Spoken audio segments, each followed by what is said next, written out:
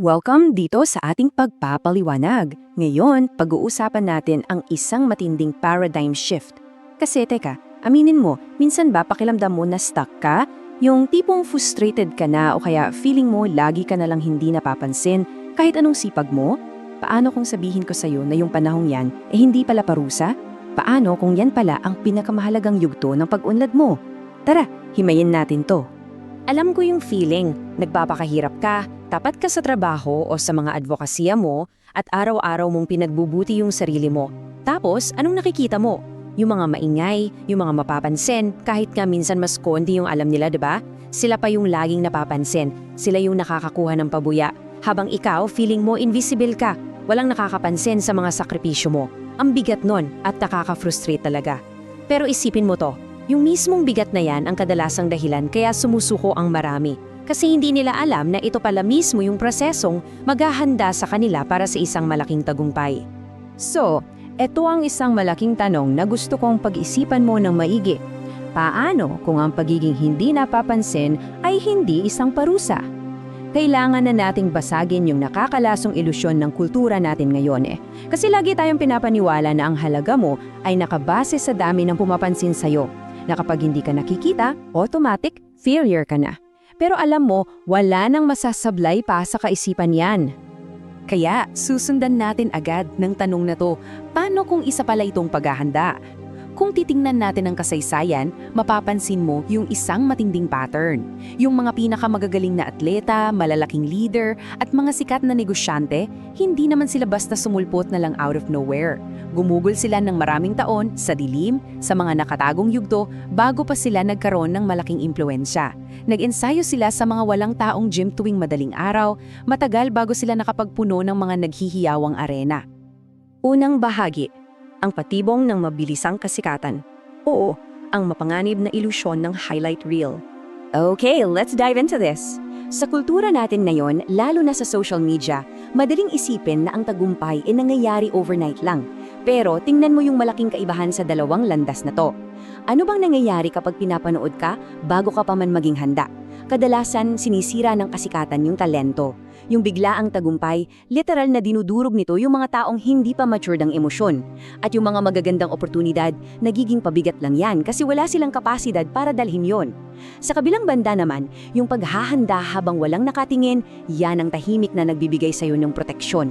Bumubuo yan ng napakatibay na pundasyon sa loob mo, yung tipong hindi basta-basta matitinag kahit anong atensyon pa ang makuha mo sa hinaharap. Ikalawang bahagi, pagpasok sa yugto ng paghahanda o ang panahong walang pumapalakpak. Para maging malinaw tayo, ano nga ba talaga tong yugto ng paghanda o the preparation pit? Ito yung medyo malungkot na kabanata sa buhay natin, kung saan lumalago tayo kahit walang nakakapansin. Dito nahuhubog yung tunay na disiplina, dito tinetest ng karakter mo at oo, nakakairita at nakakagoring yan kasi delayed yung reward, di ba? Walang likes, walang shares, walang palakpak o promotion. Pero the catch is, dito mismo unti-unting dinibubuhos yung konkretong pundasyon para sa pangmatagalang tagumpay at epekto. Para mas ma-imagine mo at malapit natin sa realidad, isipin mo tong mga hindi nakikitang paghahanda na to.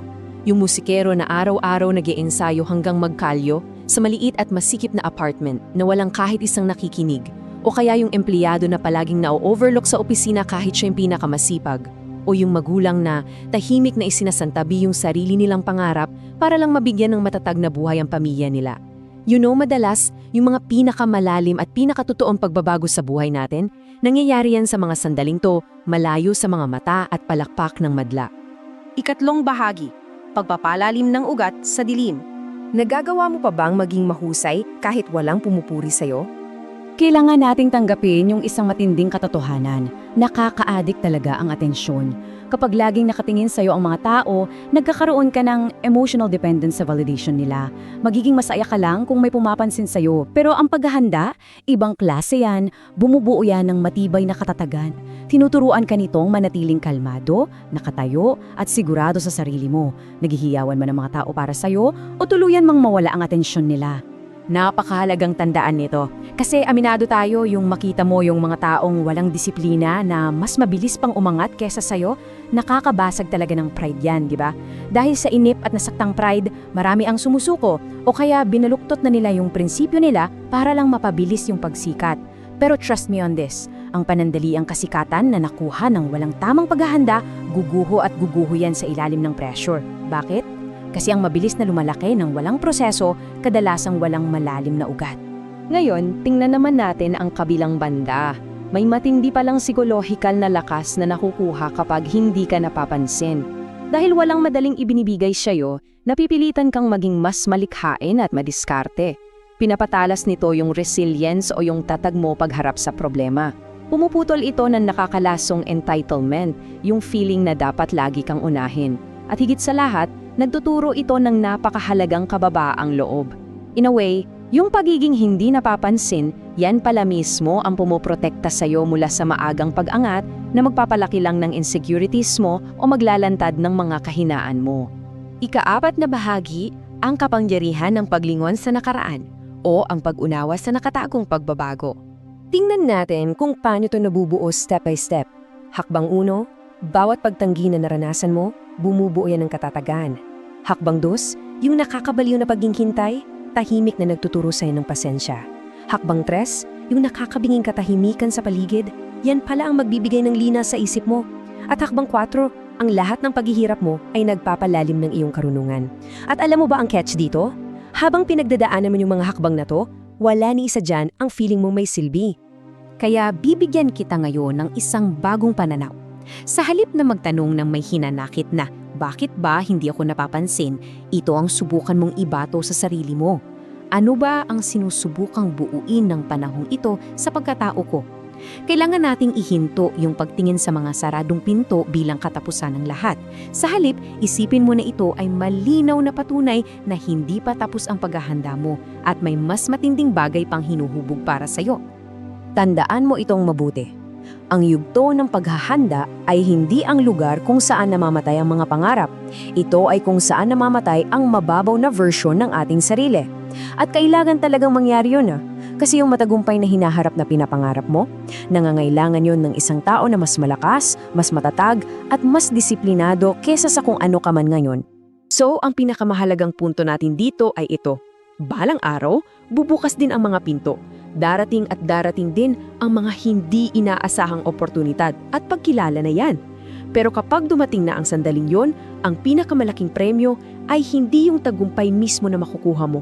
Ang tunay na premyo ay yung hindi mapipigilang tao na nabuo mula sa'yo habang nasa yugto ka ng paghahanda. Naging tao ka na natutong magdisiplina, nagkaroon ng lakas at pananampalataya, at patuloy na hinabol ang layunin kahit walang pumapalakpak, walang garantiya o walang nagbibigay ng validation. Gusto kong tapusin ang pagpapaliwanag na ito sa isang mapanghamong tanong. Sapat ba ang lalim ng mga ugat mo na yun para suportahan ang taas na gusto mong marating bukas? Laging tandaan, kailangan munang lumalim ng ugat sa ilalim ng lupa, sa dilim, bago makataas ng husto ang isang matibay na puno. Hindi walang kwenta ang yugto ng paghahanda mo ngayon. Inihahanda ka lang nito para sa isang bagay na mas malaki kaysa sa nakikita mo. Kung nakatulong sa iyo ang usapan ito, huwag kalimutang mag-subscribe para sa mas marami pang pagsusuri tungkol sa paglago, katatagan at layunin. Ipagpatuloy mo lang ang paghahanda mo, kaya mo yan. Maraming salamat sa pagsama sa akin ngayon.